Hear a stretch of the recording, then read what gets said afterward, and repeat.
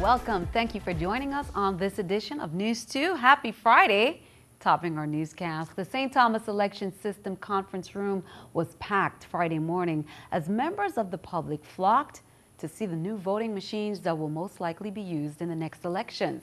What are the pros and cons of the new express vote, and will they really solve last election's problems? News 2's April Knight has that story.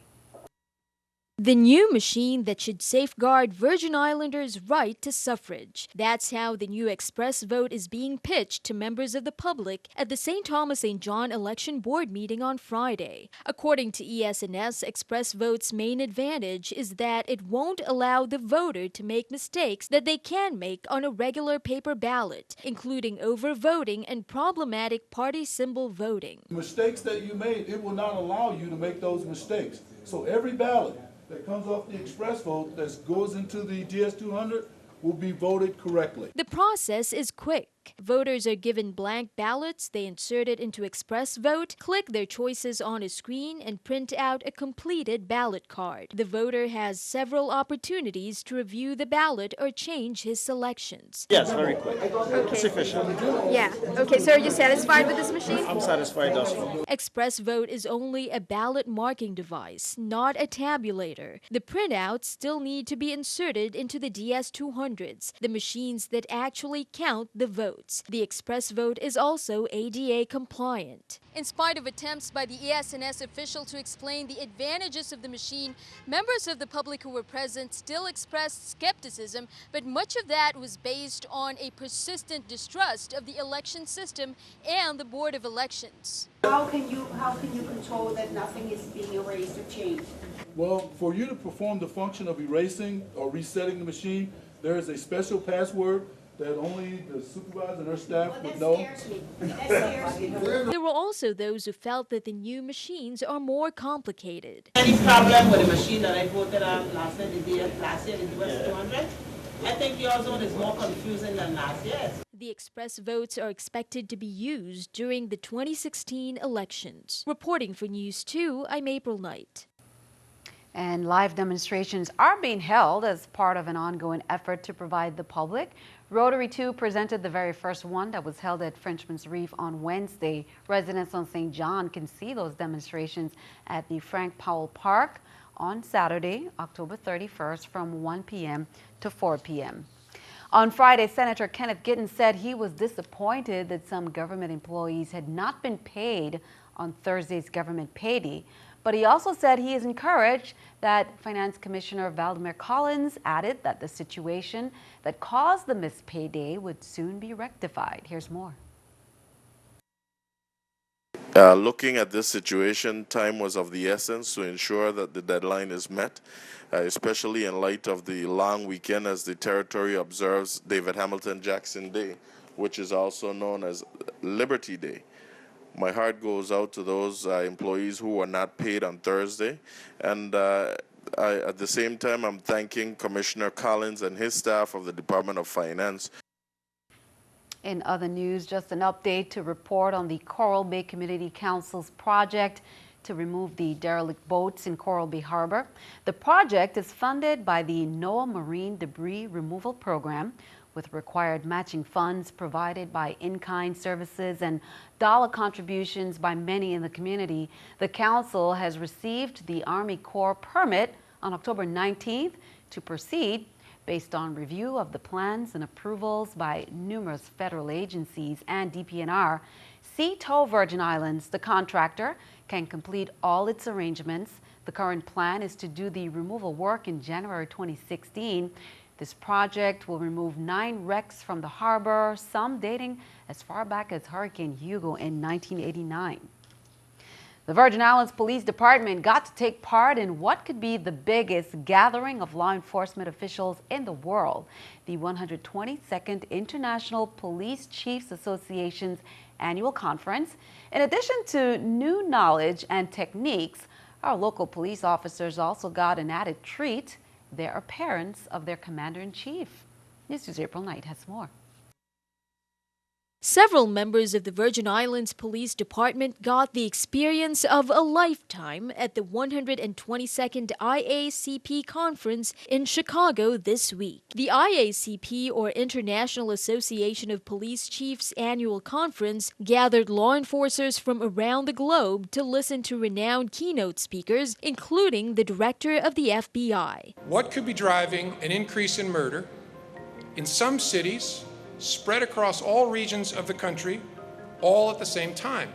Maybe something has changed in policing. They also got the latest education on the trends of the profession, as well as up-to-date tactical and technological solutions. One highlight was arguably the last-minute appearance of the President of the United States. You risk your lives so that the rest of us don't have to. You serve and protect to provide the security so many Americans take for granted. On behalf of the American people, thank you. Thank you. With all the heat on police officers' conduct after deaths and injuries of minorities in their custody, local VIPD officers said they truly appreciated President Obama's supportive remarks. I'm pleased to see the law enforcement as a whole, we have the support of the president as far as what we do, our jobs on a daily basis.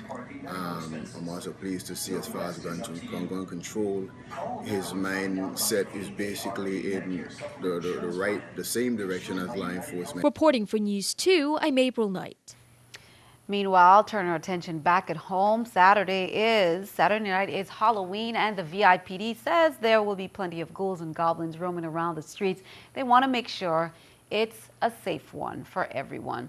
And here are some safety guidelines they have to keep in mind. Children should trick or treat before it gets dark or wear light colored or reflective clothing. And since vision can be impaired, wearing a mask, they say face makeup is a better alternative. Parents should know where their children will be and accompany young ones while trick-or-treating. They should also inspect all wrappings before allowing children to eat candy. And a final warning, drivers who are out on the street should go slowly and be cautious since children may be in the area. And also one more reminder, no throwing food or other items, especially eggs, at or from vehicles. And be sure to tune in later in the newscast. We'll have a list of events on tap. Well, it's certainly one of America's favorite celebrations, but what is the origin of Halloween? It is thought to have originated with the ancient Celtic festival of Samhain, when people would light bonfires and wear costumes to ward off Roman ghosts. In the 8th century, Pope Gregory III designated November 1st as a time to honor all saints and martyrs. The holiday, All Saints' Day, incorporated some of the traditions of Samhain. The evening before was known as Hallows' Eve and later Halloween. Over time, Halloween evolved into a secular community-based event characterized by child-friendly activities such as trick-or-treating. We'll turn our attention overseas. The Senate gave final approval to a large fiscal package that would prevent a U.S. default next week and lower the risk of a government shutdown in December. The bill, already cleared by the House, now goes to President Obama, who is expected to sign it. This Friday morning's vote was 64-35. The budget increases federal spending on defense and domestic programs at a tune of more than $80 billion for the next 2 years.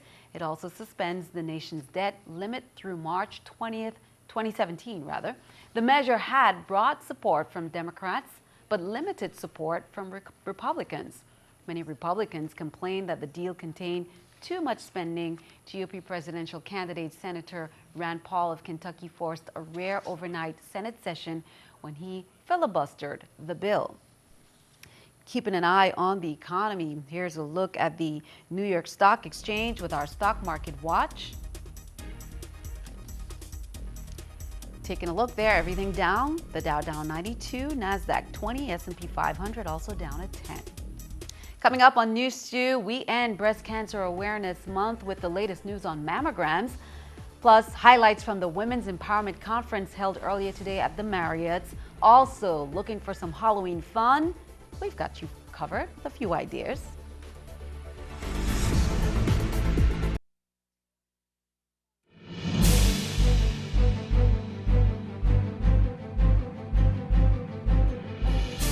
Welcome back. The 100th anniversary of D. Hamilton Jackson Day will be commemorated this upcoming Liberty Day weekend. And Monday's a holiday. Lots of government offices closed, schools. This year, the holiday falls on Sunday, November 1st.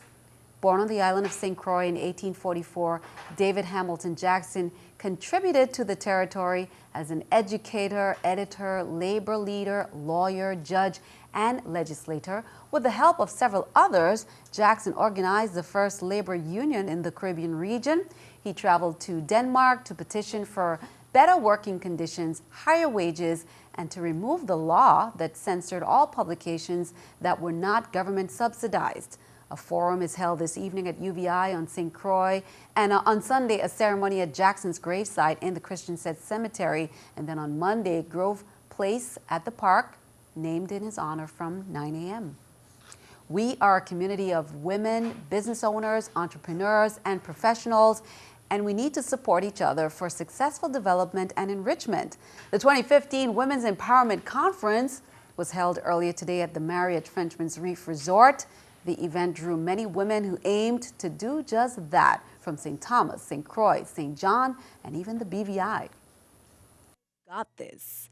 That's what these women say is the perfect theme for a day of empowerment, learning, fun, and networking. We have really transcended the success that we expected. We have over 200 women here. And this has really grown over the years to be a really great empowerment of women really working together, entrepreneurs, business people, women in the government. The speakers uplifted and shared helpful hints for business, professional, and personal development. We have tremendous speakers. We're talking about women as far as their professional images, their careers, their health. We have been very supportive of this initiative from its inception. Jeanette Millen-Young is not only a former colleague, she's a visionary. And I remember when all of this started off as something very small, and it's really mushroomed. And what I love is there are people I spoke to last year who had a business idea or they felt empowered by the conference, and this year they're in business. We're here as a foundation for networking, because if you don't know what's happening, if you don't communicate with others,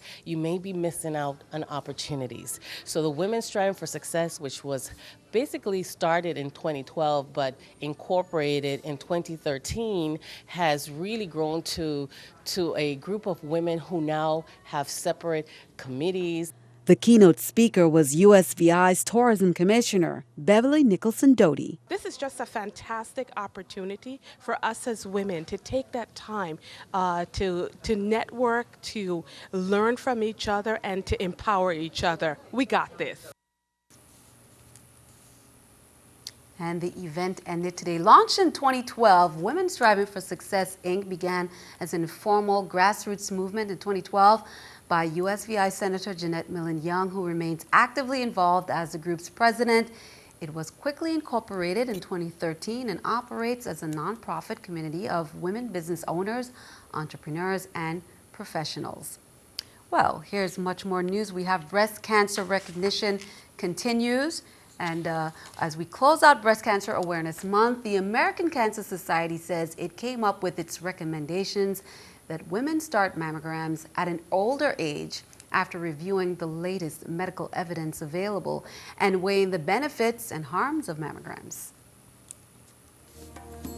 They're now recommending that a woman should get a mammogram starting at age 45 instead of age 40, and they're saying that from these studies it seems as if between the ages of 40 and 45 there are a lot of false positive endings. So it's a recommendation that maybe we should start mammograms at an older age when a woman is more likely to have breast cancer. There are other organizations that disagree. So now we have all these different organizations with these different recommendations. So what is the bottom line? We still have to tailor this to patients on an individual basis. If a woman is at high risk, or if she feels a lump, or if she chooses to have a mammogram at age 40, I think we should still go with that. Well, innovative companies went pink today in recognition of breast cancer awareness. However, throughout the month, you may have seen the colors displayed around the lobby. At the lobby, it was at Tutu Park Mall as well as the Innovative Center on St. Croix. Nationally, The pink ribbon is an international symbol of breast cancer awareness. Pink ribbons and the color pink in general identify the wearer or the promoter. Howling and scary but fun events are on tap this weekend for Halloween, some starting from as early as tonight. Tutu Park Mall's Jamboree is underway right now, going on until 9 p.m.